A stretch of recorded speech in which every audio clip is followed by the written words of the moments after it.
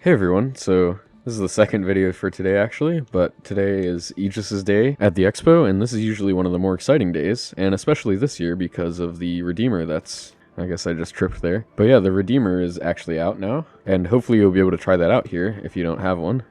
But yeah, here you can see the layout for the hall today, and Aegis has a ton of ships, so there's gonna be a lot to get through. Okay, starting off to the left here, we have the Sabre Comet. The Sabre is a pretty dependable medium fighter. It's not been the best for PvP recently. It's kind of an awkward spot to be in between light fighters and heavy fighters, but for PvE and just for having fun flying around in, it's definitely a fun ship. And the Comet here has a pretty cool livery. And then here we have the base variant of the Sabre, again very similar to the Comet, just with the stock red and gray paint job that I personally prefer, and perfectly solid for doing PvE missions and enjoying flying around in. Okay, and then here, you definitely can't miss it, we have the interesting looking ship that is the Reclaimer. The Reclaimer is a heavy salvage ship, and while that's unfortunately not in the game yet, it's still a fun ship to fly around just to mess around with. It's quite a challenge to get in and out of atmosphere in a lot of planets, and it also has some reasonably powerful turrets if you do want to use it for doing some actual mission. But you're definitely not going to be getting anywhere quickly in this thing though, and I find myself getting lost in it all the time. Okay, heading off to the immediate right over here, we can check out some more of the ships. So in this room we have the two Gladius variants and the Hammerhead. So this here is the Gladius Valiant, which is an interesting ship. It's basically just a Gladius with a slightly different paint job, but it's almost impossible to tell really, and a slightly different loadout. But the Gladius is just a solid ship in general, so this one's fine too. And then here we have the standard Gladius, which is just the tested and dependable light fighter of Star Citizen. It's not always the best, but it's definitely always in contention for one of the best fighters, and it's definitely fun to fly with how fast it is.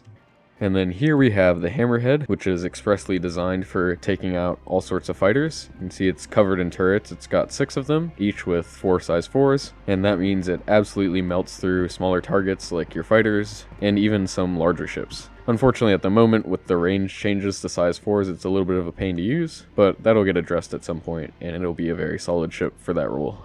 Okay, moving along into the other display hall. This is basically all the Titan variants and the brand new Redeemer. Okay, so here we have the Avenger Titan Renegade. This is basically the base variant, but with, again, a different stock loadout and a different livery.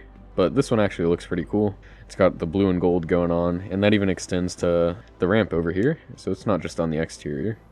Here we have the Avenger Warlock. This is the EMP focused Avenger, and you can see if we go around to the back here that it's actually got this EMP device instead of the normal cargo area. It's not the strongest EMP, but it's definitely interesting, and it's cool that you can start to get into that EMP gameplay even with somewhat of a starter ship like this.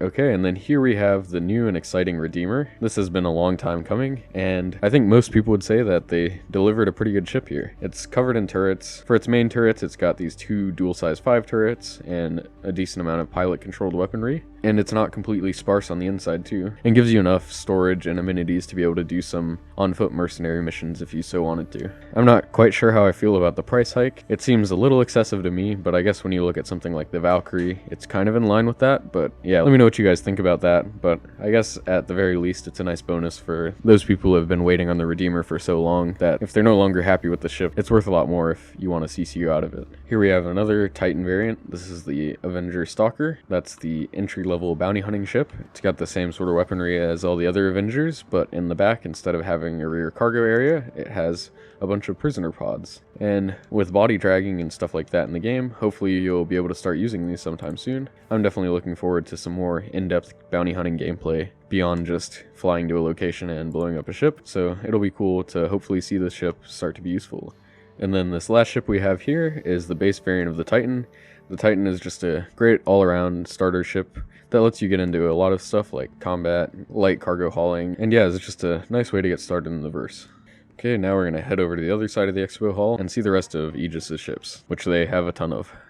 Alright, so in this room we have Aegis's 2 torpedo bombers. So off to the left here we have the Eclipse, which is a carrier-based stealth bomber. Can carry 3 size 9 torpedoes and is very hard to detect. So yeah, be careful for these because they can do a whole lot of damage to you with those size 9 torpedoes, and oftentimes you won't even see it coming. And then over here we have the Retaliator. It's a slightly longer range bomber. It's a bit more of a flying fortress type ship. It's got a lot of turrets to defend itself, and at the moment it can carry 6 size 9 torpedoes. But in the future you'll be able to swap out some of those torpedoes for different modules, maybe do some stealth cargo running or even troop transport. It's already a useful ship in the verse right now, and with the modularity hopefully coming online at some point, it's been on the roadmap. This ship should get some more functionality even.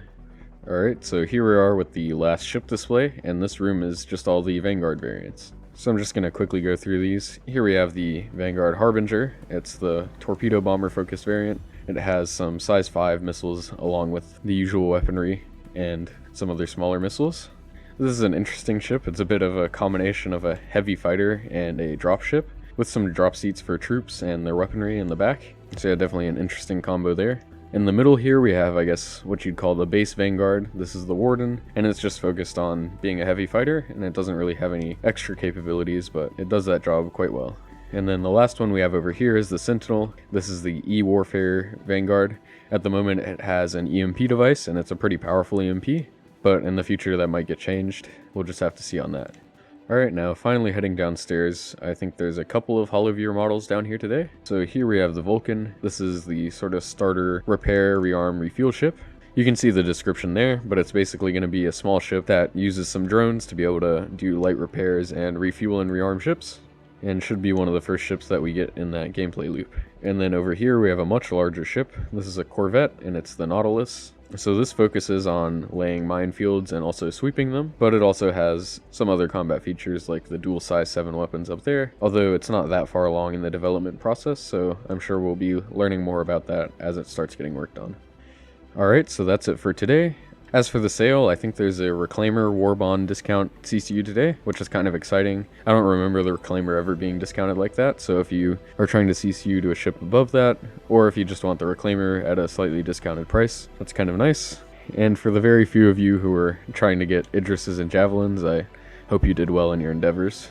Alright, so now I want to thank my members, Starjump Starlet and GreatWatch93. Thank you guys so much for supporting the channel, and if the rest of you want to help me out, you can do that by hitting the like or subscribe button, which I really appreciate, or you can become a member with the join button.